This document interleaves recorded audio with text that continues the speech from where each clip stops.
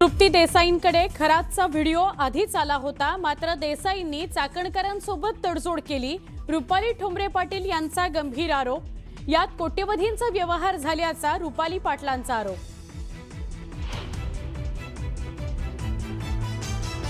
अटकेच्या 3 दिवसाआधी भोंदू खरातची 3 मोठ्या अधिकाऱ्यांसोबत बैठक। एक अधिकारी मुंबई विभागातील असल्याची सूत्रांची माहिती। अशोक खरात सोबत अधिकाऱ्याचे आर्थिक व्यवहार असल्याचा संशय। भोंदू अशोक खरात तक्रार देण्याकरता आणखी 3 महिला पुढे। महिलांना विश्वासात घेतल्यावर तिन्ही महिला खरात विरोधात तक्रार द्यायला तयार झाल्या। भोंदू अशोक खरात प्रकरणात आयकर विभागाची एंट्री। एसआयटी तपास सुरू असतानाच खरातच्या आर्थिक चौकशीला वेग। खरातचे देणगीदार भागीदार आर्थिक मदत करणारे रडारवर।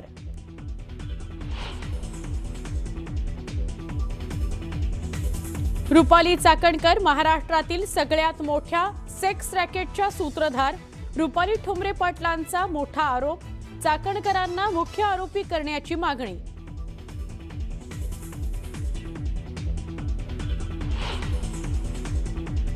उद्धव ठाकरेंनी शिवसेना उभाठा पक्षाच्या सगळ्या खासदारांची तातडीने बोलावली बैठक। ऑपरेशन टायगरच्या पार्श्वभूमीवर बैठकीला महत्त्व।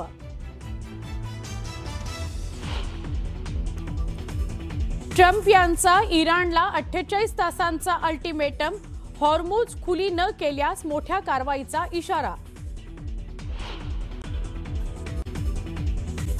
इराणचा इस्रायलच्या डिमोना अणुप्रकल्पावर हल्ल्याचा दावा इस्रायल अमेरिकेनेही केला होता। इराणच्या नतांज अणुप्रकल्पावर हल्ला।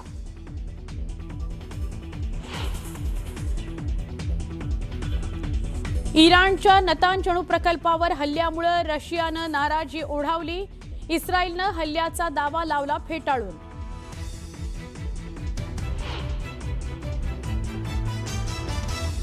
पंतप्रधान नरेंद्र मोदींची इराणचे राष्ट्रपती पेजेश्कियान यांच्यासोबत फोनवरून चर्चा। मध्य पूर्वेमध्ये होत असलेल्या हल्ल्यांचा मोदींकडून निषेध, तर समुद्री मार्ग खुलं राहणं आवश्यक असल्याची व्यक्त केली भावना। परराष्ट्र मंत्री एस जयशंकर यांनीही केली इराणच्या परराष्ट्र मंत्र्यांसोबत चर्चा।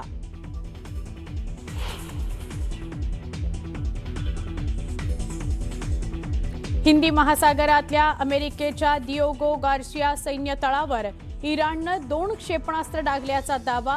अमेरिकेच्या सैन्य दलामध्ये उडाली खळबळ।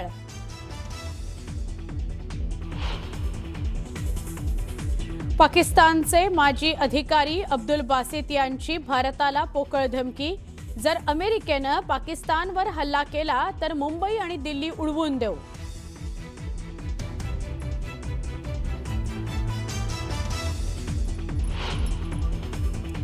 सामाजिक दबावामुळे महिला एकदम पुढे येत नाहीत, म्हणून अशा प्रकारचे जे काही विक्टिम्स आहेत त्या विक्टिम्सला धीर देऊन, त्यांच्या घरच्यांना धीर देऊन त्यांना समोर आणण्याचा प्रयत्न चाललेला आहे। त्याच्यामध्ये काही प्रमाणात आता महिला प्रतिसाद देखील देत आहेत। या संपूर्ण प्रकरणाची अत्यंत वरिष्ठ स्तरावर मॉनिटरिंग होते आहे। स्वतः डीजींना मी सांगितलेलं आहे की त्यांनी याचं मॉनिटरिंग करायचं आहे। याच्यामध्ये एसआयटी तयार केलेली आहे। नाशिक सीपी आणि एसआयटी मिळून या ठिकाणी हे काम पूर्ण करत आहेत आणि मला असं वाटतं की या संदर्भात कुठल्याही परिस्थितीत कोणालाही स्पेअर केलं जाणार नाही।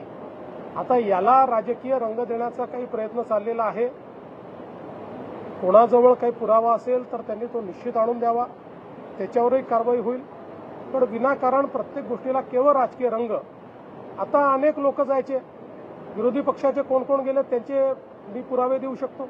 माझ्याकडे सर्वात जास्त तर माझ्याकडे पुरावे आहेत याचे, पण ते पोलिसांकडे आहेत। ते पोलिसांचं काम आहे, ते माझं काम नाही आहे। त्यांना खरातांना भेटणाऱ्यांपैकी कोणाचं इन्व्हॉल्वमेंट असेल तर कारवाई होईल, पण कोणी भेटलंय अशा याच्यावर जर कारवाई आपण करायला लागलो तर मला असं वाटतं की मग तुम्हाला माहिती आहे की कोण कोण काय काय कसं कसं करायचं। आता कालच तुम्ही देखील त्यांना आउट ऑफ टर्न पाणी कोणी दिलं, कसं दिलं, 40 किलोमीटर पाण्याची लाईन कशी दिली, हे सगळं तुम्ही काल दाखवलेलं आहे। त्याच्यामुळे मला असं वाटतं की याच्यामध्ये राजकारण करू नये. हा महिलांच्या डिग्निटीचा प्रश्न आहे. अशा प्रकारे आपल्या तथाकथित शक्तींचा उपयोग करून महिलांना भरीस पाडणं यापेक्षा वाईट गुन्हा असू शकत नाही. काही झालं तरी त्यांना त्याची शिक्षा ही भोगावीच लागेल. सरकार आणि पोलीस याकरता जे करावं लागेल ते करायला तयार आहे. ज्या मंत्र्यांच्या फोटोसोबत त्यांच्या विरोधकांकडून राजीनामे मागितले जात आहेत. मग मी पुन्हा प्रश्न विचारतो तुम्हाला की ते तर ठीक आहे, कोणी कुठे भेटलं, कोणासोबत फोटो आहे, काय आहे, या तर गोष्टी असतात. कोणी कोणासोबत फोटो असू शकतो. पण ज्यांनी मंत्रिमंडळाची विशेष बैठक बोलवून 40 किलोमीटर दुरून त्यांना पाणी दिलं, त्यांना काय शिक्षा द्यायची? आणि मंत्र्यांबद्दल बोलणारे त्यांच्याबद्दल का चूप आहेत? तिथे तोंडाला कुलूप का लागताय? सिलेक्टिव्ह का बोलताय? त्यामुळे काहींना केवळ राजकारण, आम्हाला राजकारणात इंटरेस्ट नाही आहे. आम्हाला महिलांच्या डिग्निटीमध्ये इंटरेस्ट आहे. आम्हाला ज्या महिलांच्या सोबत त्यांनी दुर्व्यवहार केलाय त्या प्रत्येक महिलेला न्याय दिल्याशिवाय आम्ही शांत बसणार. चौकशी बघा, आता चौकशीने पाणी देण्याचे निर्णय वगैरे याची चौकशी करायची ते पाहू. पहिल्यांदा चौकशी महिलांच्या संदर्भात. यामध्येच सरकारी अधिकाऱ्यांचे सुद्धा नावं येताना दिसते. खरातच्या पत्नीसोबत अभिजित भांडे नावाचे जो अधिकारी आहे याचे आर्थिक व्यवहार झाल्याचं. जिथे असे आर्थिक व्यवहार असतील तिथे चौकशी केली जाईल. बलात्कारी अशोक खरातनं कोट्यवधीची माया जमा केल्याचं उघडच झालेलं आहे. संस्थांच्या माध्यमातून त्यानं शेकडो एकर जमिनी सुद्धा लाटल्या. ही जमीन खरेदी करण्याकरता खरातनं एका खास पद्धतीचा अवलंब केल्याचं आता समोर आलंय. तो आपल्या जवळच्या व्यक्तीला शेतकऱ्यांकडून जमीन खरेदी करण्यास सांगायचा आणि त्यानंतर ती व्यक्ती खरेदी केलेली जमीन खरातच्या संस्थांना दान करायची. अशा प्रकारे खरातनं नाशिक जिल्ह्यात संस्थांच्या नावावर मोठ्या प्रमाणात जमीन घेतल्याचं उघड झालेलं आहे.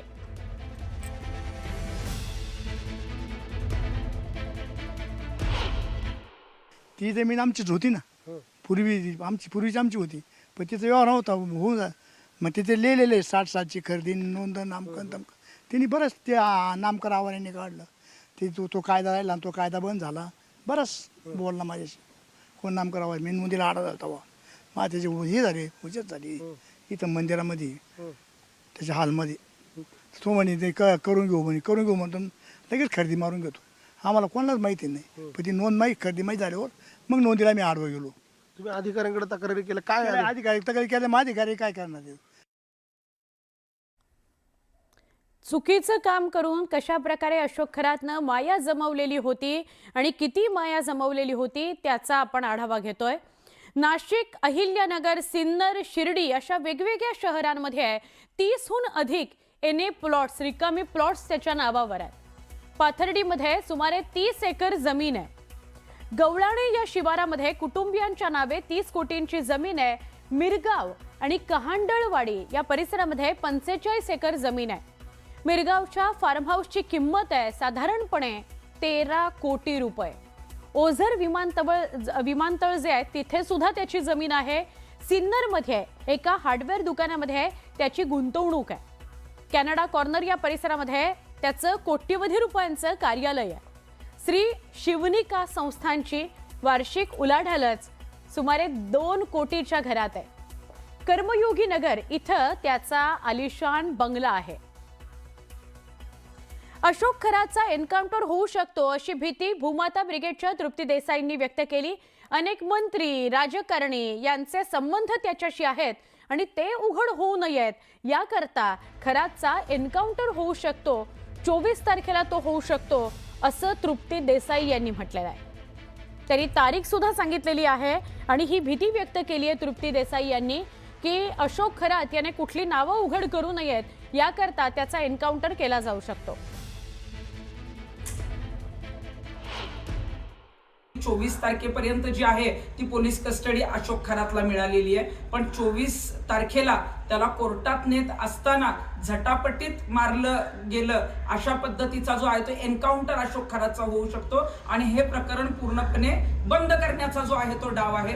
त्यामुळं मला मुख्यमंत्र्यांना सांगायचं की अशोक खरातने इतकं कांड केलेलं आहे, इतके लैंगिक शोषण केलेत की त्याला जे आहे ते असं तातडीनं संपवून चालणार नाही. त्याला प्रत्येक दिवस जो आहे ती सजा मिळाली पाहिजे.